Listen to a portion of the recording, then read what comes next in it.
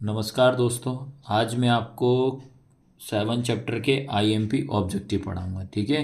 अगर आप पहली बार क्लास में आए हो तो आपको मैं बता दे रहा हूँ, सबसे पहला काम आपका ये रहेगा कि आप जो बैक साइड के जितने भी चैप्टर मैंने पढ़ा दिए हैं कि इस बार क्या है कि सीबीएसई के लिए मैंने सेपरेट क्लास पढ़ा रहा हूँ, याद रखना। आईएमपी क्वेश्चन के लिए अलग क्लास ले रहा हूँ और आईएमपी ऑब्जेक्टिव के साथ साथ आईएमपी क्वेश्चन की वीडियो में सेपरेट बनाते जा रहा हूँ ताकि बच्चों को किसी तरह से कोई दिक्कत ना आए। और सारे के सारे जो न्यू पैटर्न आपका चल रहा है उसी के हिसाब से बना रहा हूँ कि 2 से 3 साल में आपसे रिपीटेड क्वेश्चन किस तरीके से पूछना वो बहुत ज़रूरी है। ठीक है। और साथ ही साथ आपको क्या करना है कि एनसीईआरटी भी आपको अच्छे से कर लेना। अगर एनसीईआरटी आपसे बन जाती है तो फिर तो कोई दिक्कत नहीं, ये सारे क्वेश्चन आपको ईजी बन जाएंगे। ठीक है। तो स्टार्ट करने से पहले मैं आपको बता दे रहा हूँ, कुछ आपको बेसिक बताऊंगा 7 चैप्टर का। ठीक है, ये ध्यान रखना है आपको। ठीक है, सबसे पहला काम आप तो ये बता दे रहा हूँ आपको कि जैसे ये लिखा है, ये अपन एक डायग्राम के थ्रू आपको सारी चीज़ें मैं क्लियर कर दे रहा हूँ। ठीक है। ये क्योंकि इसमें क्या होता है कि ऑब्जेक्टिव बेस पे क्वेश्चन आपके इसमें ज़्यादा पूछते हैं। ठीक है। 2 से 3 मार्क्स तो आपका इसमें ऑब्जेक्टिव ही कवर कर देगा आपका। ठीक है।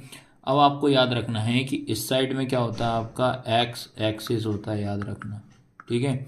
इस साइड में क्या होता है, आपका वाई एक्सिस होता है और इस साइड में आपका होता है वाई डैश एक्सिस। ठीक है।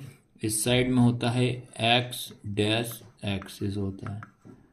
ठीक है। अब आपको पता होना चाहिए यहाँ पे ये डैश लगा है तो इसमें आपका नेगेटिव पॉइंट आएंगे और एक्स डैश पे हमेशा नेगेटिव, मतलब डैश वाले पे नेगेटिव आएंगे, विदाउट डैश पे क्या आएंगे, आपके पॉजिटिव नंबर आएंगे। ठीक है। और सेंटर पे आपका क्या होता है, जीरो होता है, जिसको अपन ओरिजिन बोलते हैं, याद रखना, क्योंकि ये पॉइंटेड आपके क्वेश्चन में आपको सब पूछेगा, याद रखना। ठीक है। तो ये अपन एक नंबर ले लेंगे, यहाँ हो जाएगा 1 2 ये 3। ठीक है। यहाँ 1 2 ये 3, ये 1 2 ये 3, यहाँ 1 यहाँ 2 यहाँ 3। ठीक है। क्या बताया था डैश वाले पे माइनस, तो ये minus minus minus minus minus minus. ठीक है।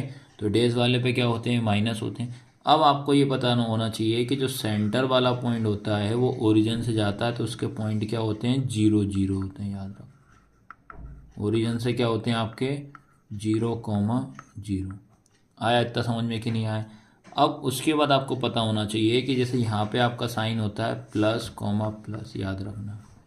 प्लस प्लस होता है, इसको अपन बोलते हैं फर्स्ट क्वाड्रेंट, याद रखना। क्या बोलते हैं अपन इसको, फर्स्ट क्वाड्रेंट, याद रखना। ठीक है। क्या बोलते हैं, फर्स्ट क्वाड्रेंट। ये आपका होता है, यहाँ से ये फर्स्ट होगा, ये आपका इस साइड में होगा आपका बेटा सेकंड क्वाड्रेंट। क्या होगा, सेकंड क्वाड्रेंट। ठीक है। इसके बाद सेकंड क्वाड्रेंट पे क्या होता है, माइनस और प्लस। ठीक है। कभी कभी डायरेक्ट ऑब्जेक्टिव से क्वेश्चन किस तरीके से, क्योंकि बेसिक समझ लो, जब ऑब्जेक्टिव क्वेश्चन कराऊंगा तो मैं खुद डाउट सारे क्लियर हो जाएंगे कि यार हाँ ये बताया हुआ था आपको। इसके बाद ये होगा थर्ड क्वाड्रेंट, याद रखना। ये क्या हो जाएगा आपका थर्ड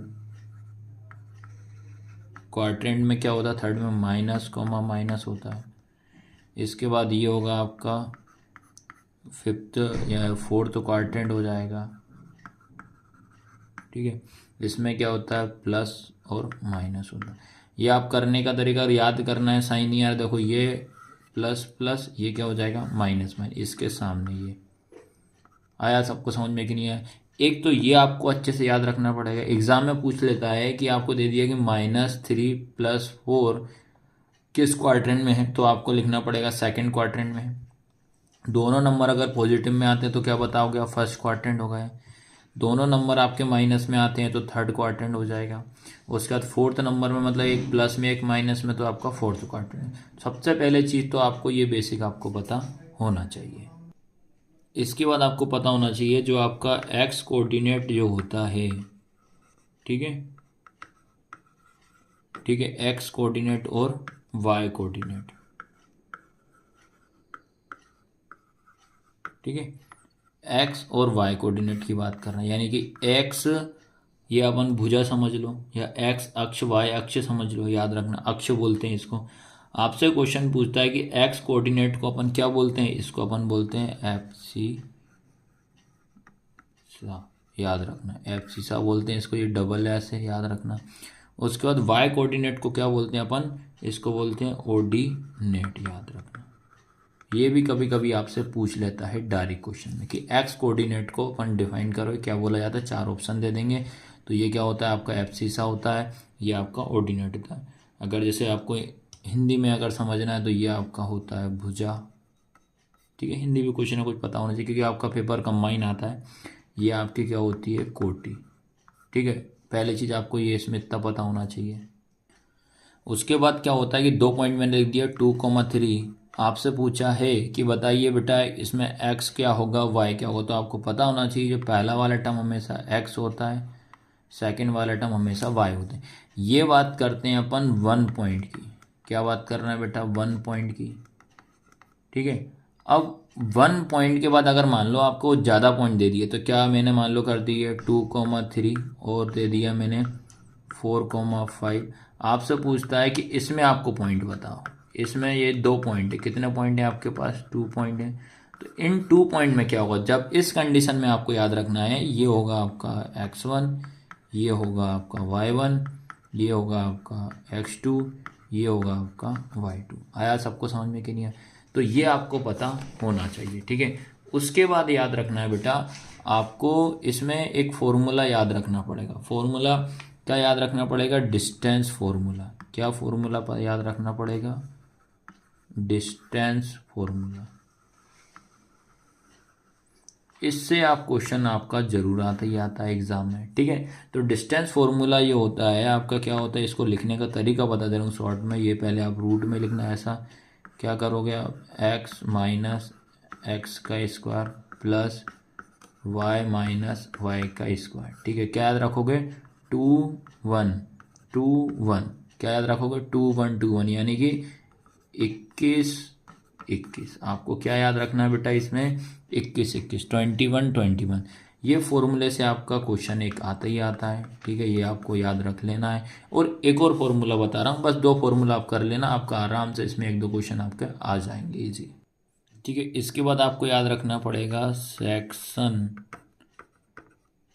फॉर्मूला, ठीक है। क्या याद रखोगे, सेक्शन फॉर्मूला।